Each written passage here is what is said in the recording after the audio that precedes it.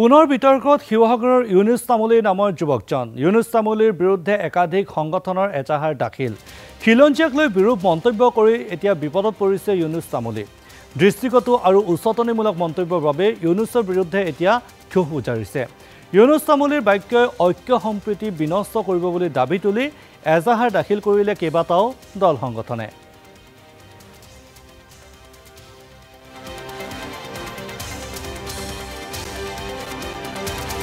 আমাৰ যি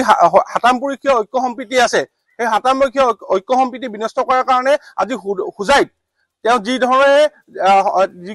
যিকেইটা শব্দ প্ৰয়োগ কৰিছে আমি হলেও কুচাৰী ছাত্ৰ সন্থাই কোনো কাৰণে মানি ল'ব পৰা নাই আমি শিৱসাগৰ আৰক্ষী প্ৰশাসনক আমি আহ্বান কৰিছো যে তেওঁক অতি শীঘ্ৰে কাৰ্য কৰিব লাগে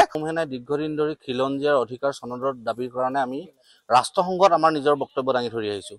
যি সময়ত 2007 চনত খিলঞ্জীয়াৰ অধিকাৰ সনদত খিলঞ্জীয়া সম্পৰ্কে স্পষ্ট এটা ধাৰণা গোটেই বিশ্ববাসীক বিশ্ব সমুদায়ৰ সন্মুখত ৰাষ্ট্ৰসংঘই প্ৰদান কৰিছে যি সময়ত অসমৰ মুখ্যমন্ত্ৰীয়ে 2022 চনত খিলঞ্জীয়া কেবিনেটত মান্যতা প্ৰদান কৰিছে সেই সময়ত শিৱসাগৰৰ ইউনুছ তামুলী বুলি কোৱা এই পাখণ্ডটোৱে খিলঞ্জীয়াৰ কোনো কথা নাই খিলঞ্জীয়া বাদ খিলঞ্জীয়া বাদ এনেকুৱা ধৰণৰ মন্তব্য সামাজিকভাৱে তেওঁ প্ৰকাশ কৰিছে আমাৰ স্পষ্ট এটাই কথা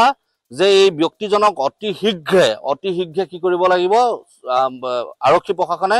কৰায়ত্ব কৰি তেওঁক জেল হেজুললৈ প্ৰেৰণ কৰিব লাগিব আমাৰ যি হাতামপৰীক্ষীয় ঐক্য সম্প্ৰীতি আছে সেই হাতামপৰীক্ষীয় ঐক্য সম্প্ৰীতি বিনষ্ট কৰাৰ কাৰণে আজি হুজাইত তেওঁ যি ধৰণে যিকেইটা শব্দ প্ৰয়োগ কৰিছে আমি হলেও কুচাৰী ছাত্ৰ সন্থাই কোনো কাৰণে মানি ল'ব পৰা নাই আমি শিৱসাগৰ আৰক্ষী প্ৰশাসনক আমি আহ্বান কৰিছো যে তেওঁক অতি শীঘ্ৰে কাৰ্য কৰিব লাগে দীৰ্ঘদিন ধৰি খিলঞ্জীয়াৰ অধিকাৰ সনদৰ দাবীৰ কাৰণে আমি ৰাষ্ট্ৰসংঘত আমাৰ নিজৰ বক্তব্য দাঙি ধৰি আহিছো যি সময়ত 2007 চনত খিলঞ্জীয়াৰ অধিকাৰ সনদত খিলঞ্জীয়া সম্পৰ্কে স্পষ্ট এটা ধাৰণা গোটেই বিশ্ববাসীক বিশ্ব সমুদায়ৰ সন্মুখত ৰাষ্ট্ৰসংঘই প্ৰদান কৰিছে যি সময়ত অসমৰ মুখ্যমন্ত্ৰীয়ে 2022 চনত খিলঞ্জীয়া কেবিনেটত মান্যতা প্ৰদান কৰিছে সেই সময়ত শিৱসাগৰৰ